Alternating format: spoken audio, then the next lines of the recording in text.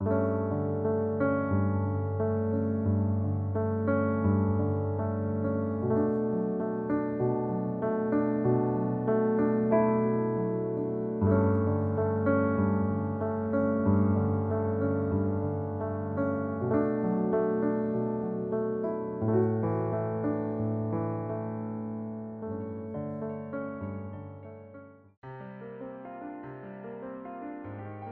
the training of personnel for the Japanese officer corps, kendo or kenjutsu, an ancient style of fencing, is preferred to the Western-type sports ordinarily used in civilian schools for physical conditioning. Japanese officers who have charged enemy machine guns while brandishing their sabers believe that fencing is invaluable training for the modern battlefield. Note that these young men developing suppleness of wrist through a ritual sword dance wear the hakama, or divided skirt, traditional garb of the nation. The Japanese concentrate on fencing not for the exercise alone, but for the accuracy, alertness, decision, and physical stamina deemed desirable in an officer. Compulsory in Japanese schools, fencing is also required in police training and is carried on with religious punctiliousness by soldiers in barracks and camps. The samurai saber itself, wielded with both hands, is a famous weapon of remarkably keen and tough steel.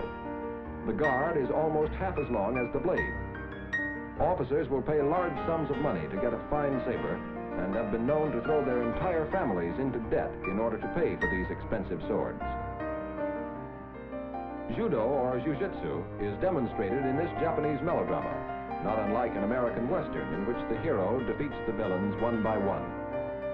Judo is considered not only a sport, but a system of mental training, ethics, and social behavior. It's featured in Budo, the Japanese collective term for martial arts. If Kendo reveals the mentality of the Japanese military, Judo, which means the way of the meek or the gentle, may be said to betray the basic psychology characteristic of Japanese diplomacy. Thousands of Judo students have flocked to the Kodokan School in Tokyo, national headquarters for this military sport. The popular but tricky and deceptive Judo has a definite influence on the Japanese character. Japanese girls go through the maneuvers of sojutsu, the art of handling a spear, prescribed for girl students. This demonstration is indicative of the military regimentation imposed on the nation as a whole. But for Japan's masters, women have only one militarily useful function: to produce sons for the Army and Navy. Another group of Japanese schoolgirls are put through bayonet drill and rifle practice under the eye of an Army officer.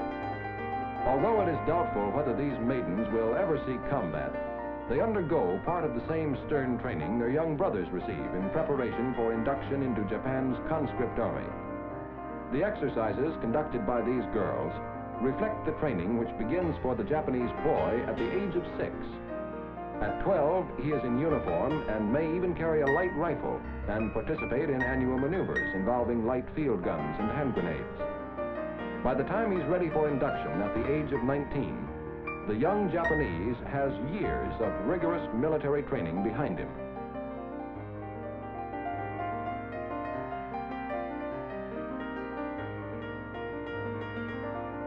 For a mass kendo exhibition, soldiers wear traditional breastplate, divided skirt, and helmet.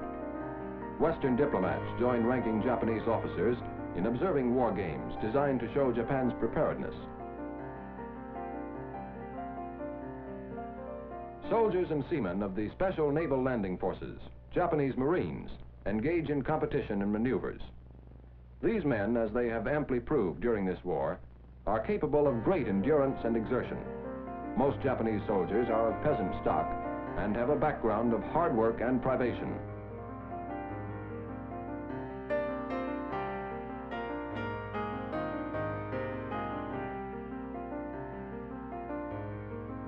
A demonstration of strength and teamwork.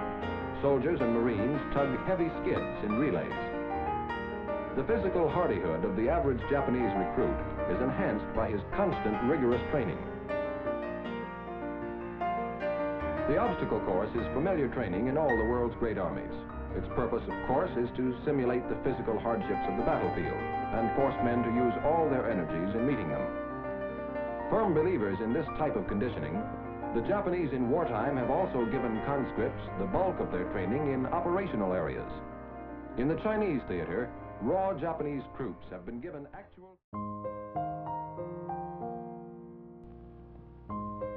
In no other nation has the feudal glorification of military ideals been carried over so completely into the modern civil state.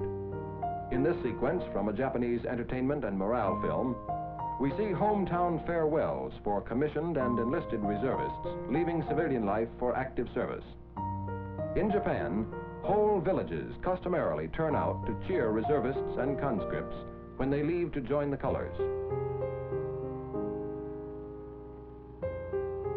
From its inception as a modern military force, the Japanese Army has won from the common people a confidence never given to the nation's greedy politicians or foxy diplomats.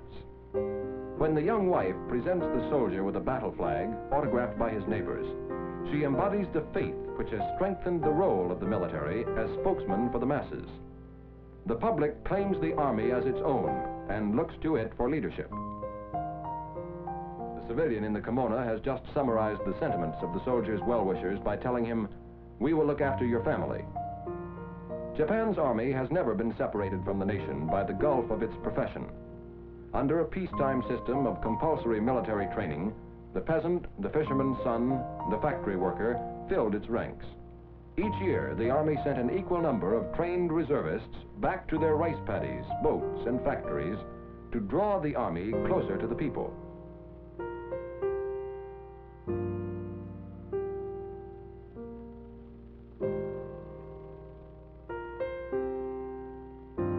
A brass band strikes up to speed the village's contingent of troops off to fight for the emperor. Paradoxically, the very conscript army that destroyed the last major class distinctions of the feudal system has continued to bask in the homage of a people who in their thinking reflect that same feudalism which exalted the warrior. To be a soldier or sailor has always been a distinction. It appeals strongly to young men who see in a military career a chance for high social prestige and for personal advancement. While the laws of the modern state no longer require the peasant to bow low in the dust of the road as the samurai pass, the nation makes a voluntary obeisance to Japan's modern army, wrapped in the inherited mantle of feudal knighthood.